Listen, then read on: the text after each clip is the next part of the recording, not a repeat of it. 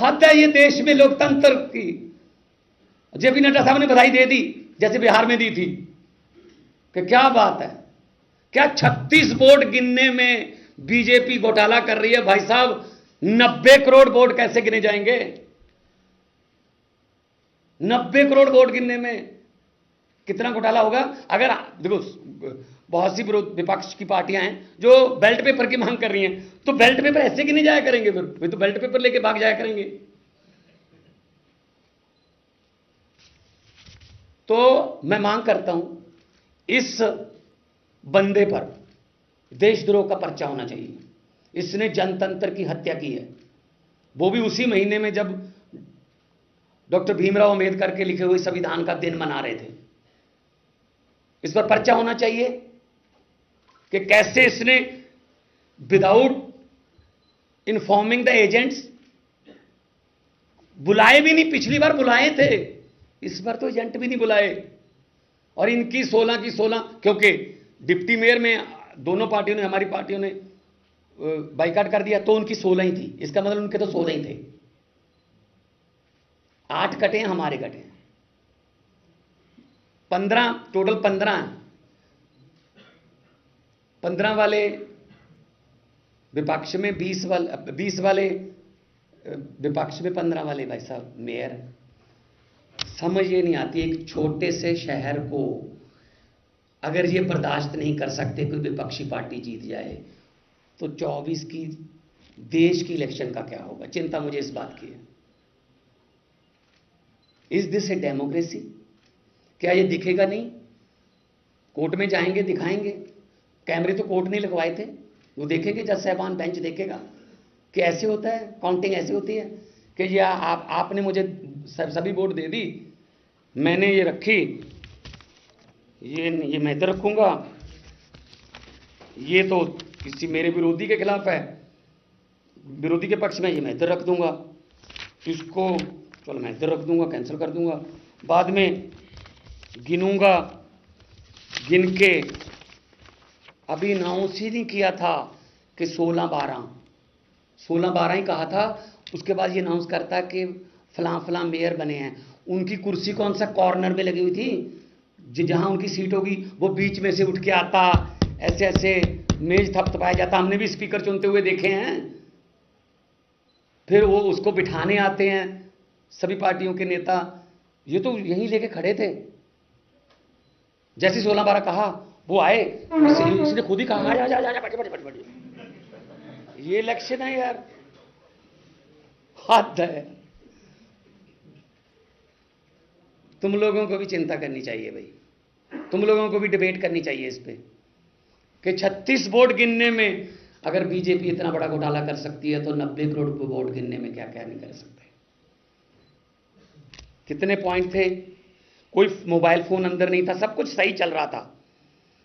और counting agent के signature के बिना ये नहीं दिखा सकते।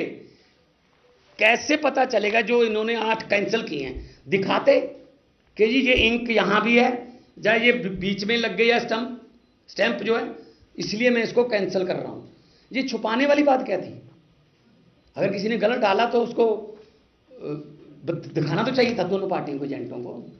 क्या एजेंट के बिना हो जाया करेगी इस बार? फिर तो फिर ऐसे है, फिर तो 24 में छोड़ दें, उम्मीद ही छोड़ दें। ईवीएम इनके घरों से मिलती है। बेल्ट पेपर को अनिल मसीह लूट लेते हैं। इन पर पर्चा होना चाहिए देशद्रोही का। कैसे हाथ कांप रहे हैं। और पिछली वाली वीडियो दिखाना, जब इधर देखते हैं कि मैंने काम कर दिया, पहले वाली ये देखेंगे, ये अभी ना इंक मार करके देखेंगे इधर।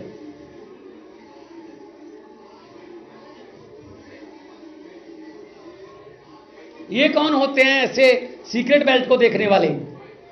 एजेंटों के बिना ये कर दिया, ये बस इसी में खेला है सारा। तो लोकतंत्र के बारे में अगर आपके मन में कोई अभी भी डाउट है कि देश में लोकतंत्र है, अगर आपके मन में ये है, तो आप सवाल पूछ सकते हैं। एक यार अकाली दल छड्डो यार, वोटां जिहड़ियां साडियां सी साडियां नहीं गिण दिंदे हो। ਅਕਾਲੀਆਂ ਦਾ ਵੋਟ ਪਾਈ ਹੈ ਨਹੀਂ ਪਾਈ ਹੈ, ਪਹਿਲੀ ਗੱਲ ਤਾਂ ਜਿਨ੍ਹਾਂ ਨੇ ਪਾਈਆਂ 8 ਉਹ ਕਿੱਧਰ ਗਈਆਂ? ਮਾਨ ਸਾਹਿਬ ਹਾਈ ਕੋਰਟ ਦੇ ਡਾਇਰੈਕਸ਼ਨ ਤੇ ਇਲੈਕਸ਼ਨ ਹੋਈ ਸੀ, ਹਾਈ ਕੋਰਟ ਨੇ ਡੇਟ ਤੈਅ ਕੀਤੀ ਸੀ। ਹਾਂ ਜਿਹੜੀ ਤੁਸੀਂ ਪਲੀ ਲਵੋਗੇ ਇਹਦੇ ਵਿੱਚ ਕਿ ਇਸ ਤਰ੍ਹਾਂ ਦੇ ਨਾਲ ਟੈਂਪਰਿੰਗ ਹੋਈ ਹੈ ਸਾਰਾ ਹਾਂਜੀ ਹਾਂਜੀ, ਤੁਸੀਂ ਹੁਣ ਰਿਜ਼ਲਟ ਨੂੰ ਚੁਣੌਤੀ ਦੇਣੀ ਹੈ ਹਾਈ ਕੋਰਟ ਦੇ ਵਿੱਚ, ਤੁਹਾਨੂੰ ਲੱਗਦਾ ਕਿ ਇਹਦੇ ਨਾਲ ਵੀ ਕੋਈ ਟੈਂਪਰਿੰਗ ਹੋ ਸਕਦੀ ਹੈ? ਜਿਹੜੇ ਬੈਲਟ ਪੇਪਰ ਆਲਰੇਡੀ ਤੁਹਾਨੂੰ ਲੱਗਦਾ ਪਹਿਲੇ ਟੈਂਪਰ ਹੋ ਗਏ ਹੈ, ਰਿਕਾਰਡ ਤੇ ਸੀਲ ਹੋ ਗਿਆ ਹੋਵੇਗਾ ਹਾਈ ਕੋਰਟ ਦੇ ਰਿਟ ਪੈਣ ਤੋਂ ਬਾਅਦ, ਨਹੀਂ ਇਹਦੇ ਤੇ ਤੁਹਾਨੂੰ ਡਾਊਟ ਹੈਗਾ? ਨਹੀਂ, ਉਸ ਤੋਂ ਬਾਅਦ ਇਹਨੇ ਸਾਰੀਆਂ ਮਿਕਸ ਕਰਤੀਆਂ। ਜਿਵੇਂ ਆਪਾਂ ਕੋਈ ਤਾਸ਼ ਖੇਡਦੇ ਹਾਂ, ਆਪਾਂ ਨੇ ਕੋਈ ਪੱਤਾ ਗਲਤ ਪਲੇ ਕਰਤਾ, ਉਹ ਤੋਂ ਬਾਅਦ ਜਿਹਨੂੰ ਆਪਾਂ ਪੰਜਾਬੀ 'ਚ ਕਹਿੰਦੇ ਰੋਂਡ ਪਾਉਣੀ ਹੈ ਤਾਂ ਸਾਰਾ ਤਾਸ਼ ਇਕੱਠਾ ਕਰ ਦਿੰਦੇ ਤਾਂ ਲੱਭ ਲਓ ਮੇਰੇ ਕੋਲ ਕਿਹੜੇ ਕਿਹੜੇ ਪੱਤੇ ਸੀ। ਇਹਨੇ ਇੱਦਾਂ ਕੀਤਾ, ਬਾਅਦ 'ਚ ਖੜੇ ਹੋ ਕੇ ਉਹ ਵੀਡੀਓ ਵੀ ਹੈਗੀ ਐਂਡ ਵਾਲੀ, ਸਾਰੀਆਂ ਵੋਟਾਂ ਮਿਕਸ ਕਰਤੀਆਂ। ਇਲੈਕਸ਼ਨ ਸੀ ਇਹ, ਪਹਿਲੀ ਗੱਲ ਤਾਂ ਇਹ, ਜੇ ਤੁਸੀਂ ਇਹਨੂੰ ਇਲੈਕਸ਼ਨ ਕਹਿੰਦੇ ਹੋ ਫਿਰ ਤਾਂ ਮੰਨ ਲਓਗਾ। ਇਲੈਕਸ਼ਨ ਹੀ ਨਹੀਂ ਹੈਗੀ, ਉਹਨੂੰ सीट पे बिठाया गया, चुना नहीं गया। मेयर आज चंडीगढ़ का सीट पर बिठाया गया, चुना नहीं गया।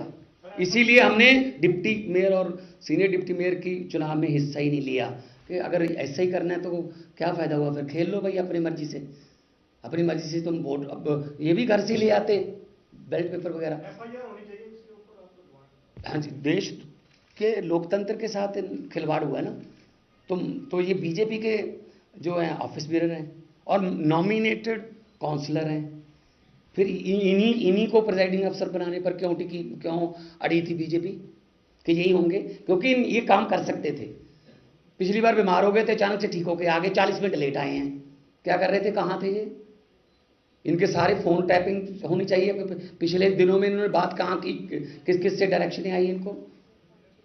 चिंता इस बात की नहीं कि 36 वोट वाला छोटा सा शहर चंडीगढ़ इन्होंने लूट लिया, चिंता इस बात की है देश का क्या होगा। देश में अभी चुनाव आने वाला है, कैसे यकीन करेंगे लोग? अगर बीजेपी को ये लग रहा होगा कि हम हार रहे हैं, वो तो ईवीएम लेके भी भाग सकते हैं, क्योंकि कैंसिल करवा दो सारी, मास बड़े लेवल पर ईवीएम लेके भाग जाओ। अगर हार रहे हैं तो बस कैंसिल करवा दो, फिर देखेंगे बाद में। इलेक्शन कमीशन भी तो इन्हीं का है, तो कौन मतलब सुनेगा? तो हम तो माननीय हाई कोर्ट में जाएंगे और ये दिखाएंगे इन पर पर्चा करने की क्यों नहीं है। हु इज दैट गाय जो इनके पास, उसने कहा ये इधर रख दो, नहीं कहता इधर रखेंगे, फिर उधर में से इधर करके फिर उधर को इधर से करना। तो कौन था एजेंट, कौन था? क्या पता? आपको पता चल गया था कि कौन सी? ऐसे तो जा तो फिर पीछे से जूम होता ना, पीछे कैमरा होता, पीछे से जूम होता कि हाँ ये पता चलता। ऐसे अपनी मर्जी से ऐसे कर रहा है, अपनी मर्जी से ऐसे कर रहा है, कभी साइन ऐसे कर रहा है, कभी साइन ऐसे करके ऐसे कर रहा है। तो ये तो